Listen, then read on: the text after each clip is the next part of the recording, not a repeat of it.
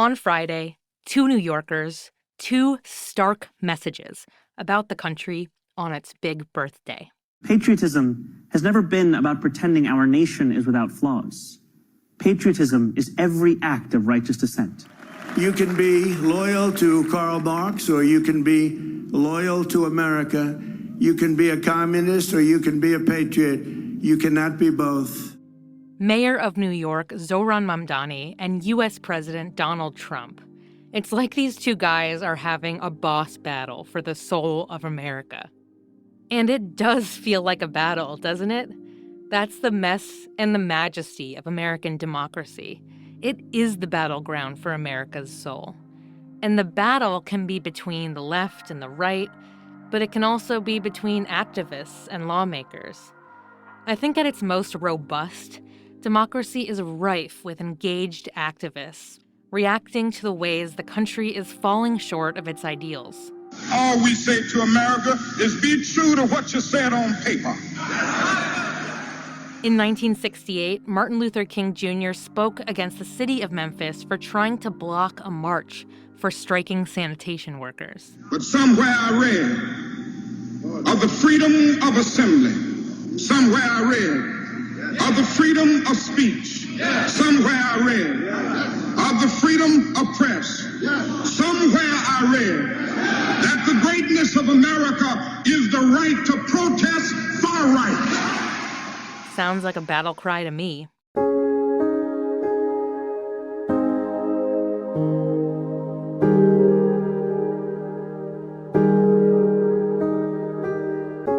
This is Say More from Boston Globe Opinion. I'm Anna Kussmer.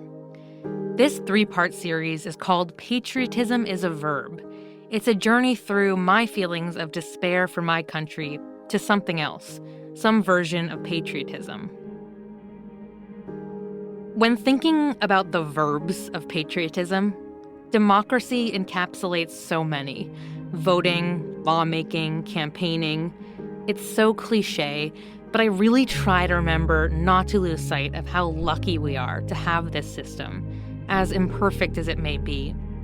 And voting is important, but I think activists are the real engine of change. There's this moment from 2013 when President Obama was giving a speech about immigration reform in San Francisco. We're going to make our country more secure. We'll strengthen our families. And most importantly, we will live up. From the risers behind the president, a man was yelling about record-high deportations happening under Obama. Okay. Thank you. All right. Obama asked security to let the protesters stay. Now, what you need to know is that if, in fact, I could solve all these problems without passing laws in Congress, then I would do so. And what I'm proposing is the harder path, which is to use our democratic processes to achieve the same goal that you want to achieve, but it won't be as easy as just shouting. It requires us lobbying and getting it done. In the end, the immigration bill Obama spent years trying to pass died in Congress. And Obama shifted entirely to executive action, including more protections for dreamers, undocumented people who came to the U.S. as kids. So I think those protesters were right to shout at Obama, and I'm glad he let them stay. I think Obama was right that reform takes more than shouting. But I also think the shouting helped push Obama to do more. And, of course, activism exists on the left and right side of the political divide, and within parties. I may not agree with the values of the right, but I do respect their right to protest. I want to believe that in a robust, self-realized society, the values of justice and equality will win out.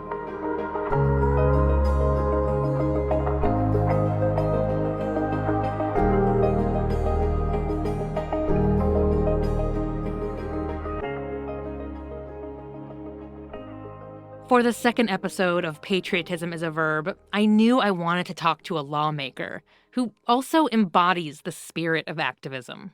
We should hold elected officials accountable, but it's not for us just to make demands. We have to do our part too. Yeah.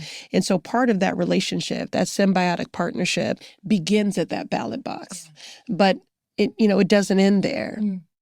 When I told Massachusetts Congresswoman Ayanna Pressley the idea for my series, she got it right away. I do believe it is a practice. It is a verb. Patriotism ultimately is something that exists not because of the legacy and history of this country, but in spite of it. Pressley lives and breathes the values of democracy. She literally sells T-shirts on her website that say, "Policy is my love language." Lucky for her, she grew up in Chicago in the 70s and 80s, a hotbed of inspiring politicians. We must never surrender. America will get better and better. Keep hope alive. Keep hope alive. Growing up in Chicago, exposed to the likes of the Reverend Jesse Jackson, Harold Washington, the first Black mayor elected in the city of Chicago. The whole nation is watching as Chicago is a powerful message. Female mayors to Black mayors to ultimately Illinois' election of the first Black woman elected to the United States Senate in Carol Moseley Braun's. And you have made history. But like so many children, her number one political role model was at home. If I'm being honest, my president was always my mother. Pressley's early worldview swirled around her mom, Sandra Pressley, and her neighborhood in Chicago, which was centered around mutual aid and Black pride. My first coloring books, my first flag that I ever had a relationship with was the Pan-African flag. My coloring books as a child were produced by the Chicago Defender, our Black newspaper. And I was coloring in the images of children with afros, with solidarity fists raised. Pressley says she got a great education at one of the best schools in Chicago, despite being one of the only Black students there. In U.S. history class, it was hard to feel proud of the country, considering nearly all the founding fathers owned slaves. When Pressley got a bit older, she developed her own ideas about what patriotism was all about. One of the most patriotic things I've ever bore witness to that nearly brings me to tears every time I think about it was Black custodians cleaning up the mess left behind by a white supremacist mob in the Capitol on the day of the insurrection. We could not return to the House chamber to finish our work. These so-called patriots that seized and stormed the Capitol to interrupt a peaceful transfer of power, so-called patriots, so-called. And those Black custodians cleaned up the mess left behind by this white supremacist mob so my colleagues and I could return to that chamber and finish what we started. They're patriots. This is what it is to be in relationship with America, which is why it feels like more of a situationship. That your heart breaks and in the same minute is made whole. Because I can be laudatory about that and acknowledge that Black people have been the defenders of democracy, the architects of progress, have been the patriots. Every time Black people are more free, everyone else benefits. Even when Black folks have not enjoyed our full citizenship, we have fought to liberate others. That is a fact. So I can stand on that history, on that business, and be patriotic and prideful about that. And also, but why did they have to clean? Was the mess created in the first place? What those Black custodians did is as literal as it is metaphorical for our relationship with this country. We have been cleaning up the mess left behind by violent white supremacists for everyone's benefit. Their action made it possible for us to do our job for everyone's benefit. One of Pressley's favorite lines is, "Dissent is patriotic." And I find her love of country completely sincere. And with that, I wondered how it must have felt when President Trump specifically called her out along with other members of the squad in Congress, accusing them of hating America. In the U.S., if you're complaining all the time, very simply, you can leave. You can leave right now. But they have to love our country. They're Congress people. And I never used any names. Yeah, never used any names. But we all knew who he was talking about. Of course, I love this country, which is why I reserve the right to criticize it. Yeah. Again, patriotism is dissent. Because I agitate, because I organize, because I mobilize, because I litigate, because I legislate to get us closer to the promise and the ideals that we've espoused, to make them an actual practice. See, people misunderstand righteous indignation, especially when it is coming from a bald Black woman. The righteous indignation that I display is rooted in a patriotism, is rooted in a radical love for humanity. Yeah.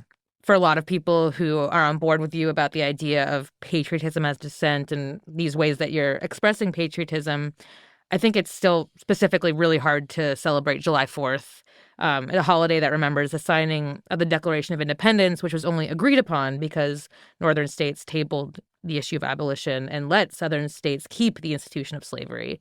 I just think that's really hard to celebrate. Do you struggle to celebrate July 4th? Do you think about it differently? I mean, I didn't need for the federal government to make Juneteenth a federal holiday to celebrate it. Mm-hmm. I've been celebrating it for decades.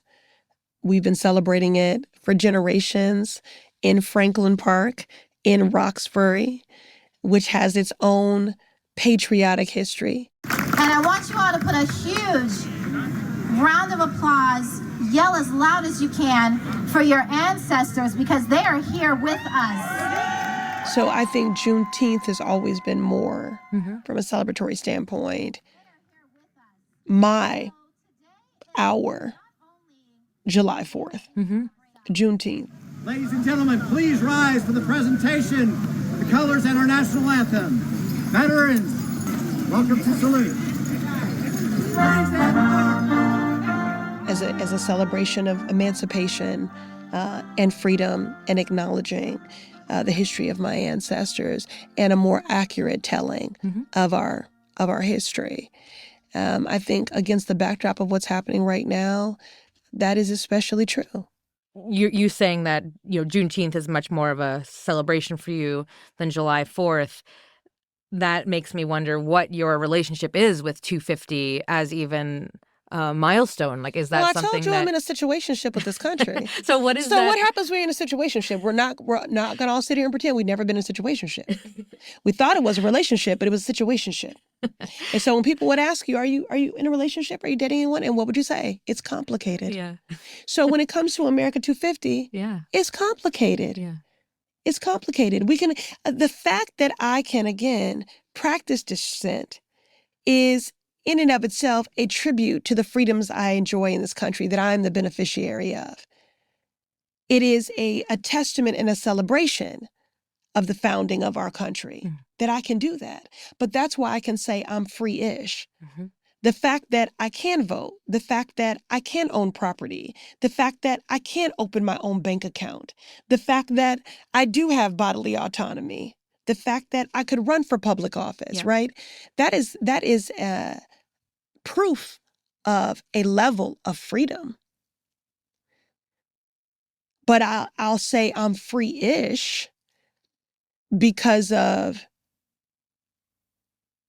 the attacks on Black bodies, Black workers, Black voters, Black power, and Black progress.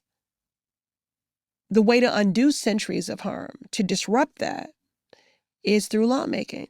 We know what it is to experience in real time and in a residual way legislated hurt and harm. I know we can legislate equity, healing, and justice. Mm-hmm. So the next 250 have to look different. I'm trying to put this all together, trying to tell me if I'm wrong, but it seems like 250 for you.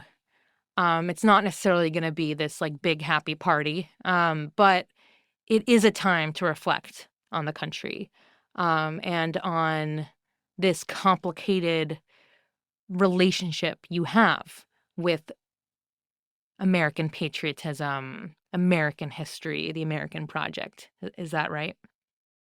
Though my first introduction to a flag was a Pan-African flag, Yeah.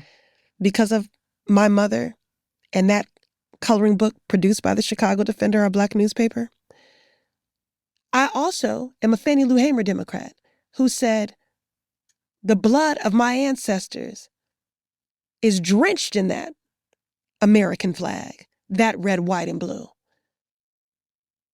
So I also deserve to claim that. Little piece of history if you didn't know. The Juneteenth flag was created by a Boston Roxbury artist, Cool. Ben Haith. Look him up. Boston Ben. And it was controversial to some that he chose to use the colors red, white, and blue in that flag. Mm. It's a star to represent Texas, Lone Star. It's bursting. It's like a nova to speak to a new horizon, freedom, and a future. But he uses red, white, and blue in that design because this is stolen land, a country built by stolen hands. Stolen land, a country built by stolen hands. So we have every right to that flag, to that patriotism. But it seems like for you, it doesn't end with, like, when you say stolen land, stolen hands, I mean, that is so upsetting. It's such an upsetting, true, but upsetting framing of American history.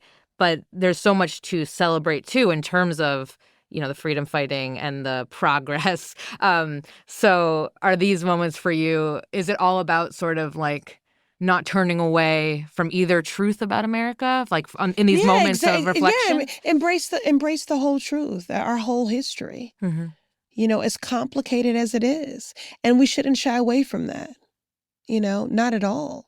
Again, what is controversial about the truth? Mm-hmm. That is the truth. This is the season of call a thing, if nothing else. The thing is the violence is not something that can be contained. Yeah. The harm in this moment is coming for everyone. And that is exactly why the path forward to survive and for the work of reconstruction is solidarity. Mm-hmm. You cannot see attacks on majority Black seats being represented by Black members of Congress or the defense of voting rights, you know, so all of this that we're managing when it comes to the racial gerrymandering of districts, the attacks to disenfranchise and silence Black voters and voices is just a fight for Black people to take on, or just for Black people in the South to take on. Right.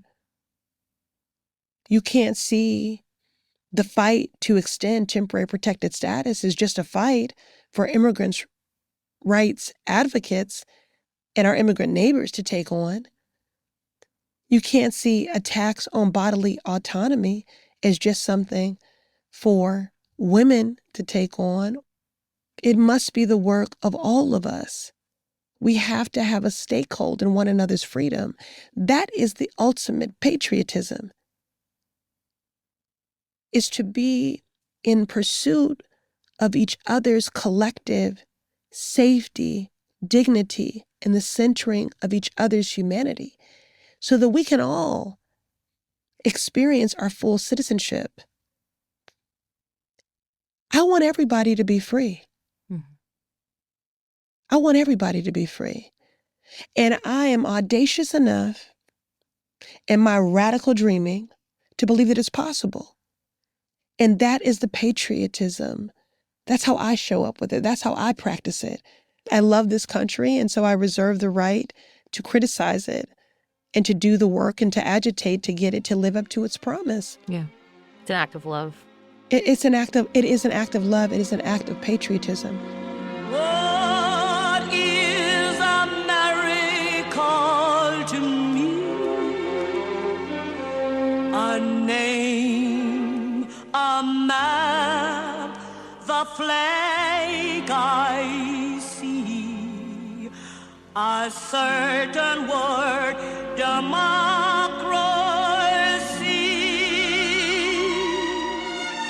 What is America? Congresswoman Ayanna Pressley is the U.S. representative for Massachusetts' 7th Congressional District. That's right. Respect on my name. The MA7. Congresswoman Pressley, it is such an honor to speak with you about this topic. Thank you so much for coming in and for taking the time. Thank you. And the people that I meet, the children in the playground, the faces that I see. Next week on Patriotism is a Verb. Even though it's not the same era or the same people, history often rhymes with itself or repeats itself sometimes. Wise words from a freshman at Chelsea High School. He learned it from his teacher. These ideals of liberty and equality, you gotta hold that. That's a good thing. You gotta hold that. But on the other hand, you gotta hold some really ugly stuff too. U.S. history teacher Byron Williams discusses how to help young people with the ugliest parts of American history.